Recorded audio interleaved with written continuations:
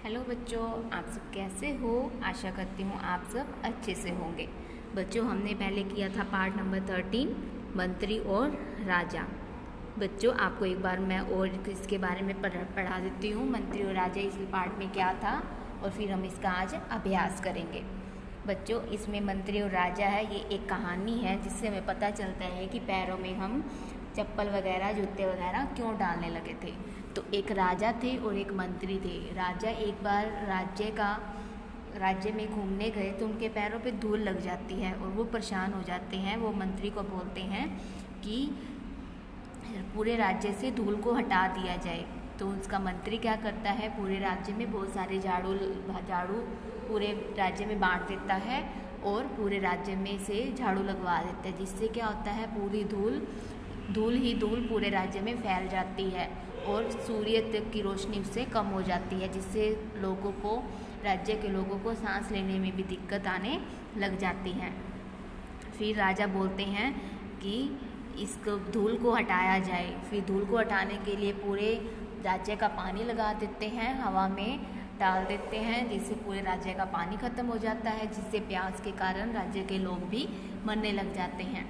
इससे एक मंत्री ने सलाह दी कि पूरी धरती को ही चमड़े से मढ़ दिया जाए, जिससे ना तो धूल उड़ेगी और ना ही राज्य में धूल आएगी। फिर क्या होता है, पूरे राज्य के चर्मकारों को इकट्ठा किया जाता है, जिनसे उनसे उपाय पूछा जाता है कि पूरी धरती को चमड़े से कैसे मढ़ दिया जाए। तो किसी के पास भी कोई भी उपाय नहीं होता कि धरती को इतनी मात्रा में चमड़ा कहाँ से लाएंगे। सारे चर्मकारों ने मना कर दिया, इतना चमड़ा कहाँ से लाएंगे और ना ही हमारे पास इतनी शक्ति है। फिर क्या होता है, एक बूढ़ा चर्मकार होता है, वो कहता है कि मेरे पास इसकी युक्ति है। तो सारे हंसने लग जाते हैं कि तुम वृद्ध के पास ऐसा कौन सा उपाय है। तो वो कहते हैं कि उसने राजा के पैरों को ही चमड़े से मढ़ दिया।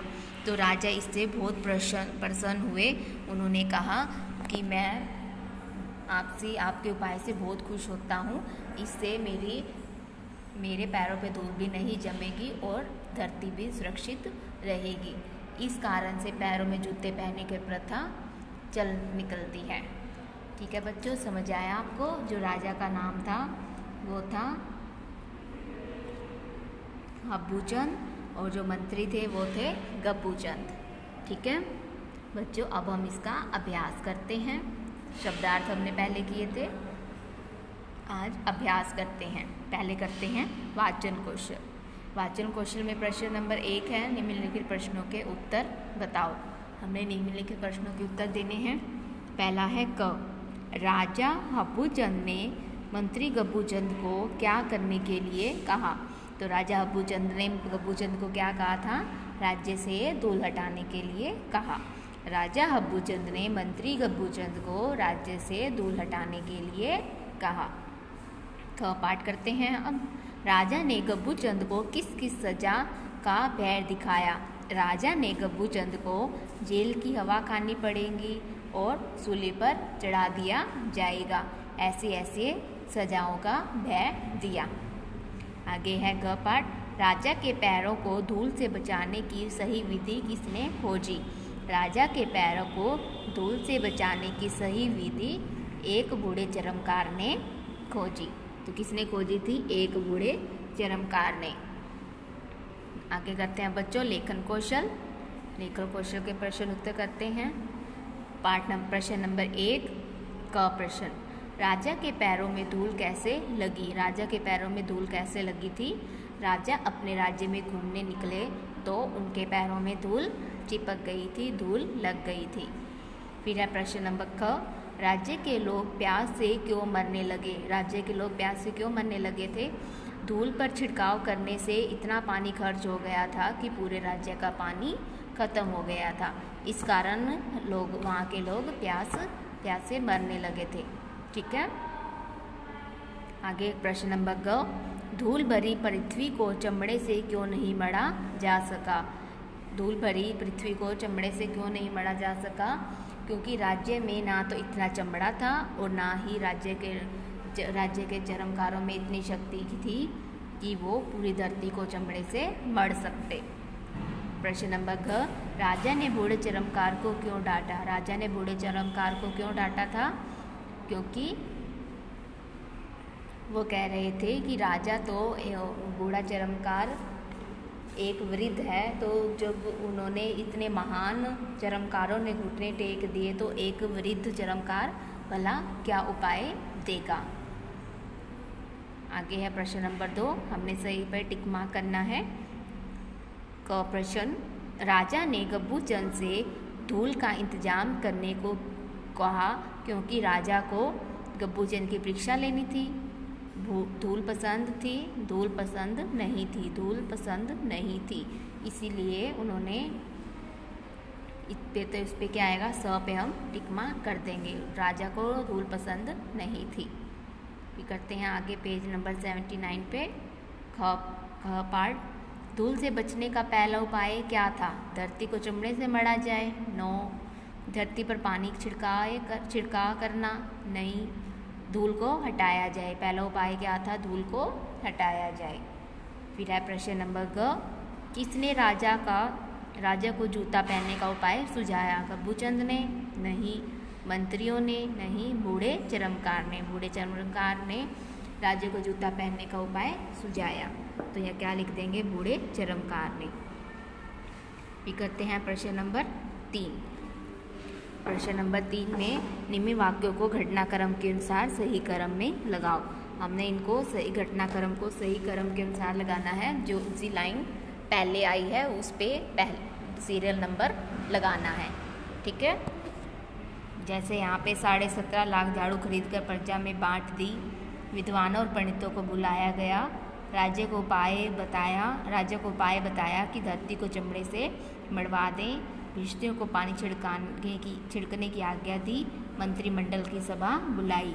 तो सबसे पहले सभा बुलाई, फिर विद्वानों और पंडितों को बुलाया गया, फिर 17.5 लाख झाड़ू खरीद कर प्रजा में बांट दी, फिर भिश्तियों को पानी छिड़काने की आज्ञा दी, और 5वें नंबर पे है राजा को उपाय बताया कि धरती को चमड़े से मढ़वा दें। ठीक है बच्चों, ये था वाचन कौशल, लेखन कौशल। अब करते हैं भाषा कौशल। भाषा कौशल में है निम्नलिखित शब्दों के 2-2 पर्यायवाची चुनकर लिखो। हमने इनके 2-2 पर्यायवाची शब्द लिखने हैं। ठीक है। जैसे मनुष्य को क्या बोलते हैं? नर और मानव। राजा को क्या बोलते हैं? नरीप और महीप। बच्चों हमने इसमें से ढूंढ के लिखने हैं ये। रात को क्या बोलते हैं? रजनी और निशा। पंडित को क्या बोलते हैं? ज्ञानी और बुद्धिमान। तालाब को क्या बोलते हैं? सरोवर और तड़ाग। पेड़ को क्या बोलते हैं? तरु और वृक्ष। ठीक है। अब करते हैं part number 2। Part number 2 Urdu. पाठ में आए उर्दू शब्दों के हिंदी समानार्थी शब्द लिखो। तो हमने इसके हिंदी समानार्थी शब्द लिखने हैं। मजाल का क्या है? हिम्मत। जमाना दुनिया। इंतजाम प्रबंध। आराम चैन। हैरान का चौंकना। खुश प्रसन्न। परेशान दुख। आसमान आकाश।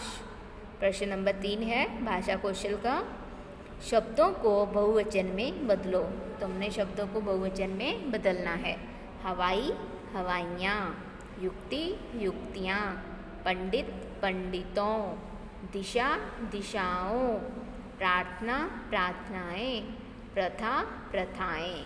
ठीक है बच्चों, ये आपने पाठ नंबर 13 मंत्री और राजा बहुत अच्छे से पढ़ना है, और इसका अभ्यास अपनी कॉपी पे भी करना है, और इसको लर्न भी करना है, याद भी करना है। ठीक है। अब आगे है प्रश्न नंबर 4। प्रश्न नंबर 4 है निम्नलिखित शब्दों की सहायता से रिक्त स्थान भरो। हमने रिक्त स्थान भरने हैं। जैसे ये पहले ऊपर शब्द दिए गए हैं, इनको हमने रिक्त स्थानों में भरना है। पहला है इतना पानी खर्च हुआ कि कुएं और तालाब खाली हो गए। ख है राजा के सिपाही 200 दिशाओं में दौड़े। ये बच्चों मैंने फिल कर रखे हैं, आपने इनमें से ढूंढ के लिखने हैं। एक था राजा और एक था उसका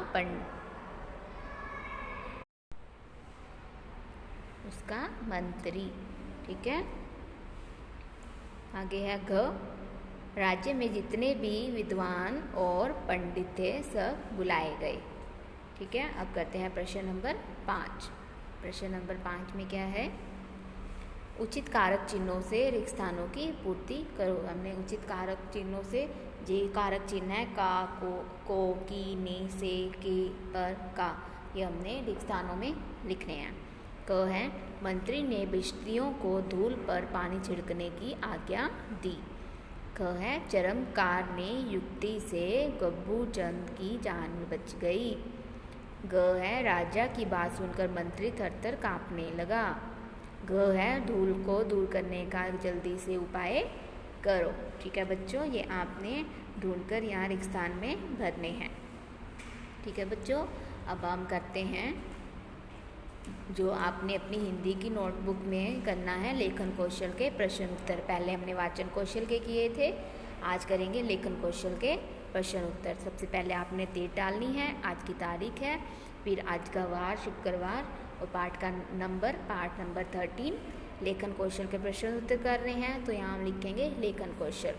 फिर प्रश्न नंबर क है, राजा के पैरों में धूल कैसे लगी। राजा अपने राज्य में घूमने निकले तो उनके पैरों में धूल लग गई। ये प्रश्न नंबर क। फिर प्रश्न नंबर ख, राज्य के लोग प्यास से क्यों मरने लगे।